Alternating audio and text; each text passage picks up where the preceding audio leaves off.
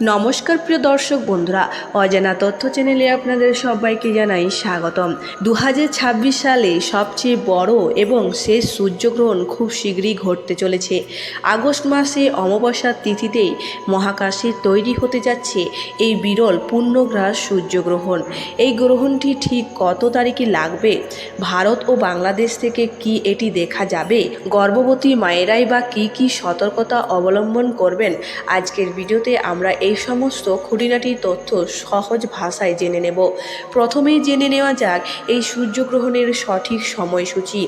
আগামী 12ই আগস্ট 2026 বুধবার শ্রাবণ মাসের অমাবস্যা তিথিতেই এই মহাজাগতিক দৃশ্যটি ঘটবে। ভারতীয় ও বাংলাদেশি সময় অনুসারে গ্রহণটি শুরু ও শেষ কখন চলুন জেনে নিই।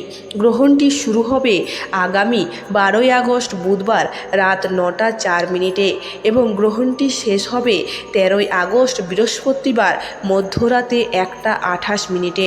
গ্রহণটি স্থানীয় থাকবে প্রায় 4 ঘন্টা 24 মিনিট ধরে। এবার আসা যাক সবচেয়ে গুরুত্বপূর্ণ প্রশ্নে, এই গ্রহণটি কি আমাদের দেশ থেকে দেখা যাবে? জ্যোতিষ বিজ্ঞানীদের মতে 12ই আগস্টের এই পূর্ণগ্রাস সূর্যগ্রহণটি মূলত ইউরোপ, গ্রিনল্যান্ড, আইসল্যান্ড, স্পেন এবং উত্তর রাশিয়ার কিছু অংশ থেকে স্পষ্ট দেখা যাবে। এবার চলুন জেনে নিই ভারত ও বাংলাদেশের দৃশ্যমান হবে কি।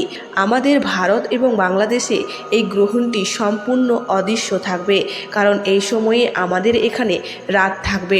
শাস্ত্রীয় নিয়ম অনুযায়ী সূর্যগ্রহণের 12 ঘন্টা আগে থেকেই সূতককাল বা অশুদ্ধ সময় শুরু হয়।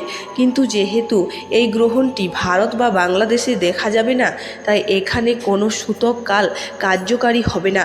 সাধারণ পূজা পার্বণ, মন্দিরের দরজা বা দৈনন্দিন খাদ্যাভ্যাসের কোনো ধর্মীয় নিষেধাজ্ঞা মানার প্রয়োজন নেই।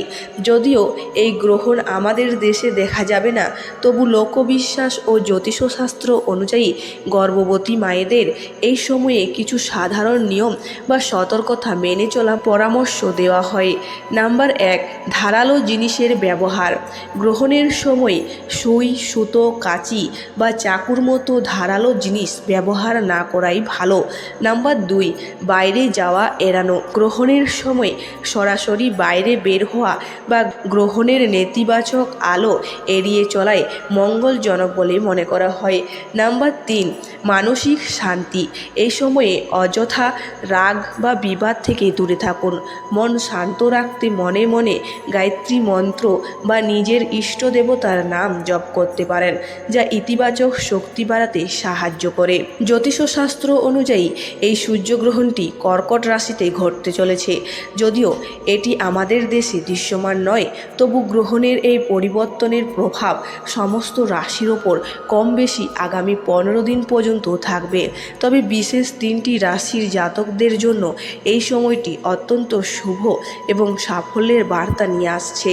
সেই ভাগ্যবান রাশি 3টি হলো মিথুন রাশি, কন্যা রাশি এবং মীন রাশি। আপনাদের জীবনে খুব শীঘ্রই কোনো সুখবর আসতে চলেছে। বন্ধুরা, এই সূর্যগ্রহণ এবং ওই দিন থাকা অমাবস্যা তিথি নিয়ে আরও বিস্তারিত তথ্য জানতে আমাদের চ্যানেলটিকে এখনই সাবস্ক্রাইব করুন। আজকের ভিডিওটি ভালো লাগলে অবশ্যই লাইক করবেন এবং বন্ধুদের সাথে শেয়ার করতে ভুলবেন না। কমেন্ট বক্সে জানাবেন আপনি কোন জায়গা থেকে ভিডিওটা দেখছেন।